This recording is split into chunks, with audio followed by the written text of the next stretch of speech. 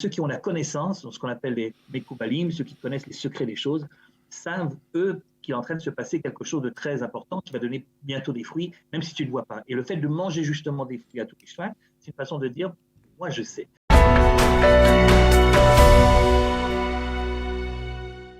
Le mois de Shvat, mois qui vient de commencer justement, et nous disons bonjour au Rav Eli Kling, Bonjour, bonjour.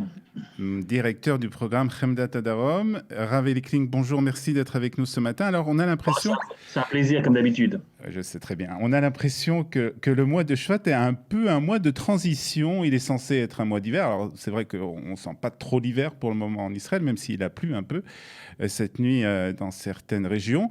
Il n'y a pas de grande fête pendant ce mois. Je dirais que s'il n'y avait pas Tou Bishvat au milieu du mois, on aurait tendance à l'oublier pratiquement. Eh bien, c'est tout le paradoxe du mois de Shvat. Mais détrompez-vous, c'est un mois très, très important. Sauf que ce qui s'y passe se passe de manière souterraine. On ne le voit pas à l'extérieur. En fait, à l'extérieur, on est censé être en plein hiver. Bon, c'est vrai que cette année, c'est un peu spécial chez moi. Je ne sais pas comment c'est chez vous, mais chez moi, Il a plu un peu à Jérusalem cette nuit. Ah, il a plu un petit peu cette nuit. Bon, chez nous, il a plu un petit peu, mais chez nous, en général, quand il pleut, c'est dans le Negev. Il pleut très fort, mais ça dure 5 minutes, puis après, voilà. Là, il fait un très beau soleil d'été. Donc, c'est vrai que cette année, c'est un petit peu spécial. Et d'habitude, quand on sort dans la rue à Shvat, c'est le vrai hiver, quoi. C'est vraiment le plein hiver. Et Tou Bishvat, en fait, c'est très curieux, parce que Tou Bishvat, le 15 du mois de Shvat, c'est le mois de la floraison, c'est-à-dire que d'après la Gemara, la plupart des pluies de l'année sont censées déjà être tombées. Si vous voulez, on est monté jusqu'à Tou Bishvat de plus en plus hivernal, et à partir de Tou Bishvat, c'est censé diminuer. Il y a en fait 3 mois qui se suivent maintenant, Shvat, Adar et Nissan, et dans les 3 mois, il y a quelque chose qui se passe à la pleine lune, le 15 du mois. Il y a Shvat, Tou Bishvat, la fête donc des arbres desquels on va parler dans un instant. Il y a Tou Be'adar, c'est-à-dire le 15 du mois d'Adar, qui est en fait Purim et Shushan Purim. Et il y a le 15 Nissan, le mois d'après. À chaque fois au milieu du mois. Et c'est toujours au milieu du mois, et c'est chaque fois une autre fête. Ça a l'air complètement décousu, pas du tout, pas du tout. Il y a ici, si vous voulez, bon, Pessah, tout le monde sait, c'est la Géoula, c'est la libération du peuple juif, c'est la sortie d'Égypte, etc. Et voilà une libération qui se fait en plein printemps. C'est-à-dire que quand tu sors dans la rue, tu vois bien qu'il y a un air de libération dans l'air. Tu vois bien que les oiseaux gazouillent et que les fleurs fleurissent et que tout est vert et que le soleil brille et que c'est ce qu'on appelle le printemps et le renouveau de la nature. L'hiver est vraiment terminé, il n'y a pas de raison d'en douter, etc. Et comme vous le savez, c'est très très important dans le judaïsme que, quels que soient les calculs un petit peu compliqués du calendrier juif, Pessah, c'est toujours le printemps parce que la sortie d'Égypte doit correspondre au renouveau de la nature. Si vous voulez, la renaissance, la naissance d'Israël correspond à la naissance, la renaissance de la nature. Ça, c'est pour Pessah. Et la fête de Pessah, c'est une fête qui est écrite dans la Torah, c'est-à-dire c'est les choses qui sont dans la loi écrite, quoi. Il n'y a pas à se tromper. Un mois avant, c'est Purim. Et alors Purim, ce n'est pas une fête de la Torah, vous le savez, puisque lorsque les événements de Purim que nous connaissons ont lieu, eh bien, la Torah est déjà écrite, c'est terminé, il n'y a plus rien à rajouter.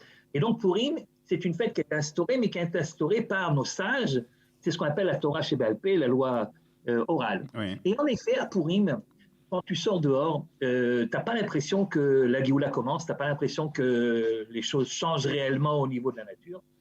Mais malgré tout, ceux qui savent écouter, parce que la loi orale, ça s'écoute, ça ne se lit pas. Alors ceux qui savent écouter peuvent apercevoir, peuvent entendre quelque part quelques oiseaux, quelques animaux qui d'habitude n'apparaissent pas avant et tout à coup se mettent à sortir. Mais là, il faut vraiment avoir l'ouïe fine et savoir écouter. C'est-à-dire que la Géoula, en fait, a déjà commencé, mais c'est seulement pour ceux qui ont l'ouïe fine. À Pessah, c'est une libération qu'on peut voir, c'est la Torah chez Birtav, c'est ce qui est écrit, comme dans un livre, on voit bien que c'est la Géoula. Et un mois avant, c'est uniquement pour ceux qui ont le bifine. Polator, Nishma, nous, on peut entendre quelque chose qui se passe, mais on ne le voit pas encore réellement. Alors vous allez me dire, et un mois avant, alors à Shvat, puisque c'est ça qui alors, qu'est-ce qui se passe pendant le mois de Shvat et plus particulièrement à Tou Bishvat? Le mois de Shvat, figurez-vous que c'est encore plus discret. C'est-à-dire que, comme on vient de le dire, la majorité des pluies est censée... Pardon? Il faut avoir des bonnes lunettes. Alors, c'est pas seulement des lunettes, mais là, ça se passe uniquement dans la tête. Il faut Ah, savoir qu'il se passe des choses, mais toi, tu sais rien parce que quand on n'a pas appris, ben, tu ne peux pas le savoir. Donc, moi, si je ne l'apprends pas, je ne peux pas le savoir. Si je sors dans la rue, ni j'entends, ni je vois le printemps arriver.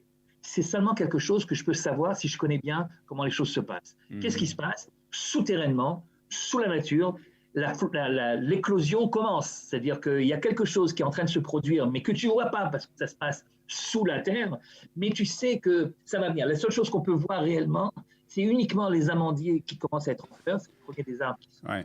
en fleurs, mais tout le reste, c'est pas encore là. Mais il se passe quelque chose, et si tu savais ce qui se passe à l'intérieur, tu ferais une grande fête, parce que ce serait la fête du début de la libération. Et c'est pour ça que tous les minagim, vous savez, ce qu'on a l'habitude à Toubishvat, de manger des fruits, etc., etc., et depuis qu'on est revenu en Israël, de planter des arbres et tout ça, ce sont des choses qui ne sont pas écrites dans la loi écrite, qui ne sont même pas dites dans la loi orale. Ah ouais. Et en fait, ce sont des choses. Oui, parce que Toubishvat, dans la loi orale. C'est une tradition, en fait, plus. C'est une tradition qui vient en fait des Mekoupalim, qui vient de la Kabbalah. Alors pourquoi manger des enfin on comprend pourquoi manger des fruits, mais c'est pas vraiment l'époque où ces fruits justement apparaissent. Donc il y a un peu peut-être une petite contradiction là. Mais justement, c'est ça l'idée. L'idée, c'est que pour ceux qui savent, pour ceux qui connaissent, pour ceux qui savent voir par-delà la nature, par-delà les événements qui sont visibles ou audibles, eh bien, ceux qui ont la connaissance, ce qu'on appelle les Mekoubalim, ceux qui connaissent les secrets des choses, savent, eux, qu'il est en train de se passer quelque chose de très important qui va donner bientôt des fruits, même si tu ne le vois pas. Et le fait de manger justement des fruits à tout Ishvat, c'est une façon de dire, moi je sais. Moi, je sais que l'hiver est terminé et qu'on commence déjà, même si on ne le voit pas encore, on commence déjà le printemps, on commence déjà l'autre pan, si vous voulez, de l'année.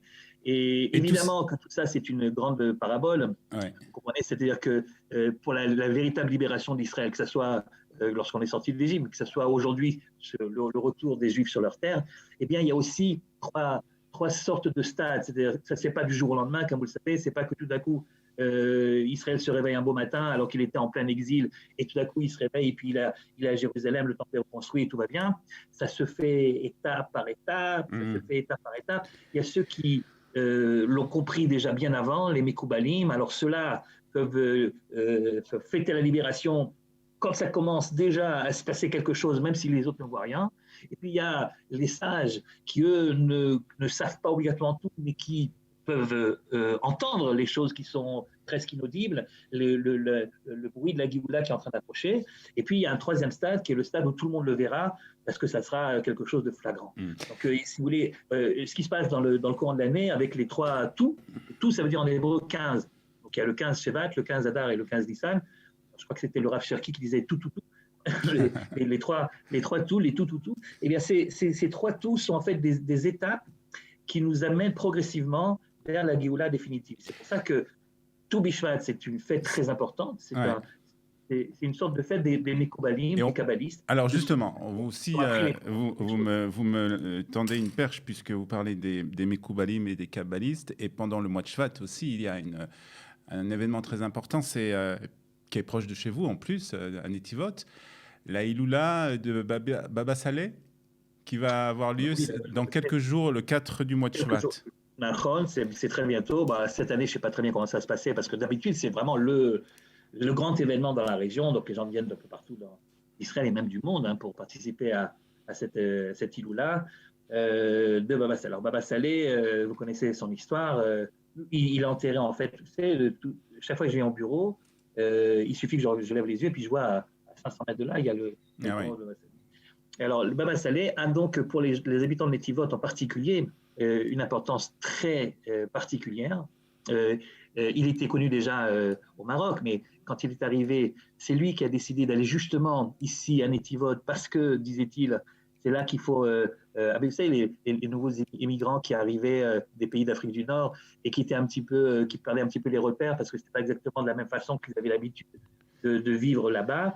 Alors, il fallait quelqu'un qui avait déjà une grande réputation et qui puisse souder tout ça. Et c'est vrai que depuis la ville de Netivot, si vous interrogez les anciens de Netivot dans la rue, ils vous racontent tous quelque chose qui a un rapport avec... Moi, j'ai eu la chance, quand j'étais petit garçon, en fait, de le voir parce que mon père nous avait amenés ici et on était rentré chez lui. Il habitait dans ce qui est aujourd'hui la rue à Boukhazera, la Mhm. rue de Baba Saleh. Il avait un petit appartement, mais alors, vous savez, dans une sorte d'HLM, comme on dit en France, enfin, un truc vraiment Très 2 modeste. pièces. Et c'était très impressionnant de voir ce bonhomme. Les gens faisaient la queue pour aller le voir. Il était assis sur un pouf, vous voyez, habillé avec sa djellaba. Et je vais vous dire, ça tranche tellement avec ce qu'on a l'habitude aujourd'hui chez certains rabbins qui ont aussi une grande file d'attente devant eux et Mhm. qui font des brachot, etc.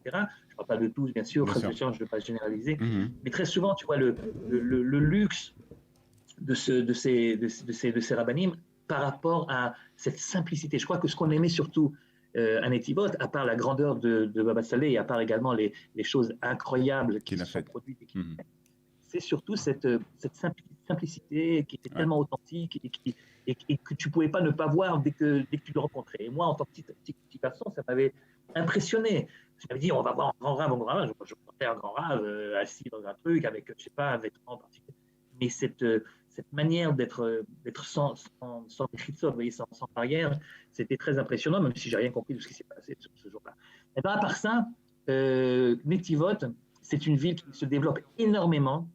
C'est une ville qui aurait dû être considérée au niveau des données comme une ville de développement pendant encore longtemps, c'est-à-dire avec un taux de chômage supérieur à la Bien moyenne, sûr. avec des commerces qui périclitent, etc. Et pas du tout. Netivot, malgré la proximité relative de la bande de Gaza, Netivot, c'est une ville en plein boom, en plein développement. Si vous n'êtes pas Très venu, bien. Ouais. Olivier, depuis quelque temps à Netivot, Ouais. je vous conseille de venir. Il y a des très bons C'est restaurants aussi. incroyable. En fait, pardon, c'est une ville qui a 30 000 habitants à peu près, et ils savent que dans 5 ans, il y aura 80 000. Très bien. Et en effet, quand tu Donc vois le nombre de c'est brutes qui vraiment travaillent, en plein c'est développement, incroyable. Ils en plein doublent développement et en plein développement et au niveau économique également. C'est une ville qui marche bien. et, Il y a toutes sortes de commerces, de cafés, etc. Bon, évidemment, aujourd'hui, Corona. Mais si vous demandez à quelqu'un de Netivot à quoi c'est dû, surtout en comparant avec ces quelques villes qui sont autour et ouais, qui, elles, sont restées un petit peu en arrière, tu demandes à quoi c'est dû, évidemment, qu'ils te répondent tout de suite. Mais c'est grâce à au la mérite, bracha, aux routes, à la bracha de Baba bien Saleh. sûr, du Tzadik qui est enterré ici. Et vous Mhm. savez quoi? Je ne suis pas un grand Mekouba, hein, mais ils ont raison. Merci beaucoup, Eric Ling, de nous avoir parlé de plein de choses. On a parlé du mois de Shvat, on a parlé de Baba Saleh, on a parlé aussi de Netivot. Merci beaucoup, en tout cas, On d'avoir n'a pas été parlé de avec crème nous. de tête d'Aaron, mais que vous sachiez que les inscriptions ont commencé. Ah, sans commencer. Alors ça, vraiment, il Alors faut... voilà, pour les Ça, jeunes c'est filles, voilà, très pour les jeunes filles important. qui voudraient, exactement, les Très jeunes filles qui veulent important. étudier une année de Kodesh et en même temps perfectionner l'ivrite, À école Netivot, exprès. à Netivot, Et ça marche, tout... Corona ou pas Corona, toutes les activités sont maintenues et tout va bien. Très bien. Merci beaucoup, Rav Eric Ling, d'avoir été ce Allez, matin au avec nous. revoir les potes. À bientôt. Bye bye.